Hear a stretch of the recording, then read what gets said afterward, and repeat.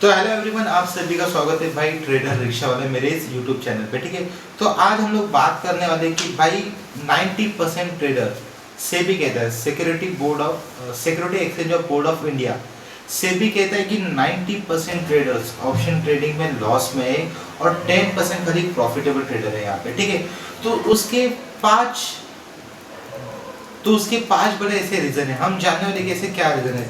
तो सबसे पहला रीजन जो आता है यहाँ पे, देखिए रिसर्च किए बिना स्टॉक को बाय करना।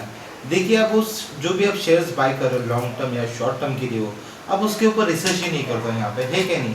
शेयर्स का कंपनी का फंडामेंटल कैसा है या उस शेयर्स का अभी टेक्निकल एनालिसिस कैसा चल रहा है, उसके चार्ट कैसे चल रहे हैं, है क्या नहीं। तो आप उसमें आप कुछ रिसर्च ही नहीं करते, है क्या नहीं। फिर गिरता है, उसका प्राइस जब गिरता है तो आप उसको सेल कर देते हो, आपको लॉस होता है।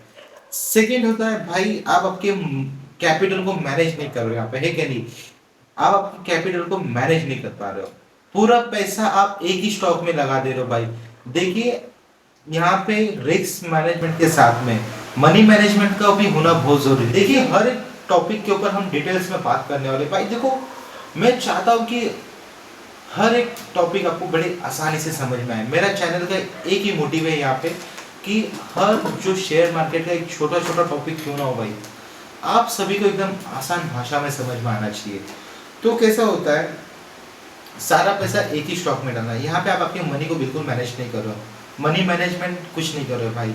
देखिए समझिए, एक फॉर एग्जांपल हम समझते हैं, आपके पास 10,000 का कैपिटल है, तो 5,000 आप लार्ज कैप में डालिए, 30% आप 3,000 का अमाउंट जो होगा वो मिड कैप में डालिए, 20% पेनी स्टॉक में इन्वेस्टमेंट कीजिए, है क्या नहीं।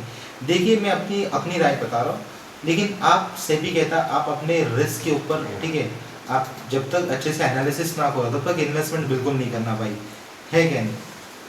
तो बहुत जल्द हम भाई सेबी रजिस्टर भी हो जाएंगे। मैं एनआईएसएम के रिसर्च एंड एनालिसिस की तैयारी चालू है मेरी, तो जैसे जैसे एग्जाम में क्रैक कर लूँगा भाई, आगे जाके भाई हम सेबी रजिस्टर भी हो जाएंगे। ठीक है, चलो बात की बात है क्या नहीं।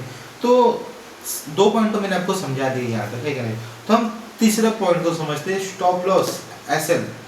आप अपने एसएल को यूज़ नहीं कर रहे भाई। देखिए स्टॉप लॉस इतना ज़रूरी है भाई ट्रेडिंग में, लॉन्ग टर्म में किसी भी भाई आप इसमें हो, अगर ऑप्शन सेलिंग भी कर रहे हो, ऑप्शन बाइंग भी कर रहे हो, लॉन्ग टर्म भी कर रहे हो, तो एक एसएल होना बहुत ज़रूरी है। एसएल जो होता है वो हमारे कैपिटल को यहाँ पे प्रोटेक्ट करता है भाई, हमारे कैपिटल को बचाता है, ठीक है। इसलिए स्टॉप लॉस का यूज़ करना बहुत ज़रूरी है। चौथा पॉइंट है भाई पैनिक सेलिंग। देखिए भाई यहाँ पे पैनिक सेलिंग में क्या होता है पता है, हम पेशेंस, डिसिप्लिन, ये सब चीज़ों को हम यहाँ पे फॉलो नहीं करते। समझ रहे हो ना भाई, यहाँ तक समझे क्या नहीं समझे भाई, मुझे कमेंट में ऐसे करके ज़रूर बताना अगर आप समझ रहे हो तो कैसा होता है भाई पैनिक सेलिंग में क्या होता है, शेयर्स का प्राइस, एक न्यूज़ आती है और शेयर का प्राइस भाई अचानक गिरने लगता है, तो वहाँ पे क्या होता है भाई, आप फटाफट पैनिक होके वहाँ पे भाई सेल करने लग जाते हैं। यहाँ पे देखिए पेशेंस रखना बहुत ज़रूरी होता है क्या नहीं। तो देखिए ये 4 पॉइंट थे, मैंने आपको बहुत अच्छे से समझाया। 5वां पॉइंट आपको क्या लगता है आप मुझे कमेंट करके बताइए, ठीक है।